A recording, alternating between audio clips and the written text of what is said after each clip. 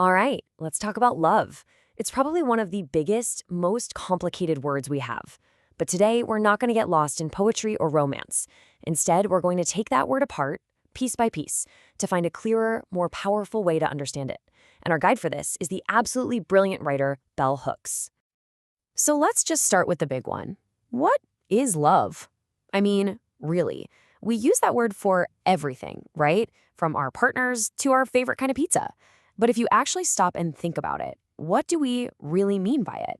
That vagueness, that lack of a clear definition, that's not just a cute little language quirk. It can cause a whole lot of confusion and, honestly, a lot of pain.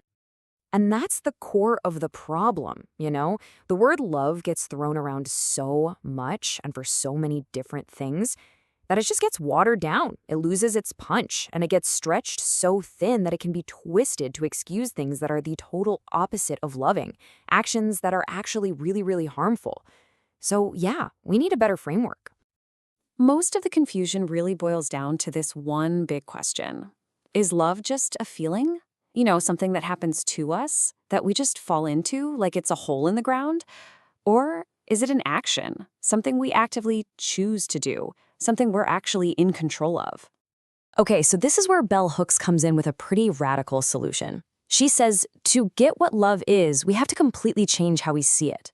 We have to stop thinking of love as a noun, a thing you can have or lose, and start thinking of it as a verb, an action, something you do. So here it is, her definition. Love is the will to nurture our own and another's spiritual growth. Just sit with that for a second. It's not about romance. It's not about butterflies in your stomach. It's a commitment to helping each other grow. Let's break that down, because every word in there is doing some heavy lifting. First, the will. This is huge. It means love is a choice, a conscious decision you make, not just a random feeling that washes over you. Second, to nurture. This means it takes work. It's active. It's about providing care and support. And third, growth. That's the whole point. The goal of this action is to help ourselves and the other person become better, freer, more complete versions of themselves. So, when you put it all together, love as a verb looks like this. It's about choosing, again and again, to act in ways that help free ourselves and others. It's something we do, not just something we say or feel. Now, if you accept this definition, it has this massive clarifying effect. It draws a bright, uncrossable line right in the sand. The equation becomes incredibly simple. On one side, you have love, and love equals actions that nurture and promote growth, period. And on the other side, you have abuse, which is all about harm, control, and neglect. It's the literal, total opposite of nurturing growth, which means they are mutually exclusive. You just can't be doing both at the same time. It's one or the other. And this just cuts right through a really common and frankly dangerous idea we learn.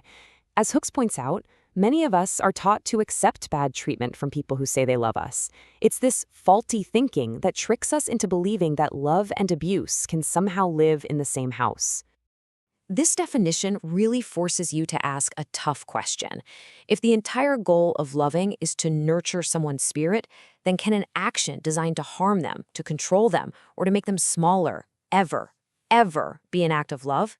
It completely dismantles ideas like crimes of passion, and it makes us look at what people do, not just the feelings they claim to have.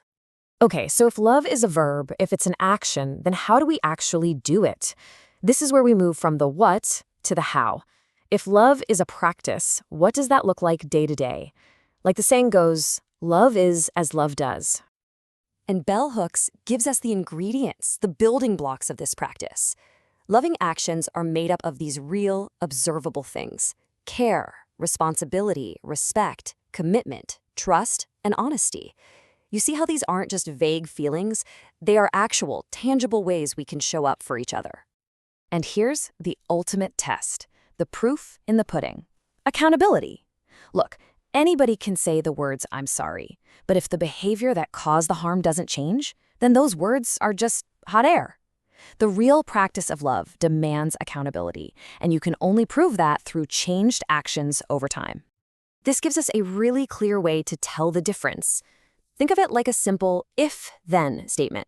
If someone apologizes, but they just keep doing the same hurtful thing over and over, then their actions are showing you they aren't choosing love.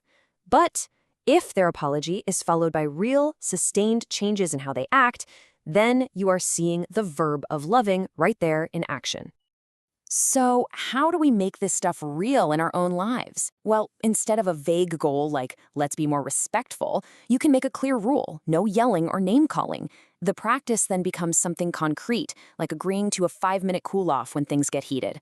Or you treat promises like real agreements. If you can't follow through, you don't just blow it off, you communicate and renegotiate. This is how you take this big idea and actually live it. So let's pull all of these powerful ideas together.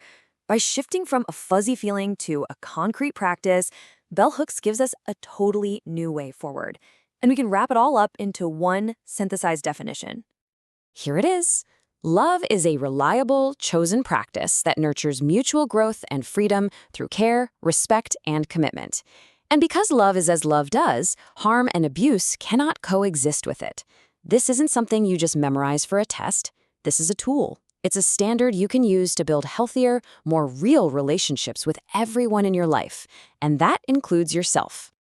And that brings us to the most important part, doesn't it? Because this isn't just theory, it's a call to action. So I'm going to leave you with a question to take with you. What is one way you will practice love as a verb this week?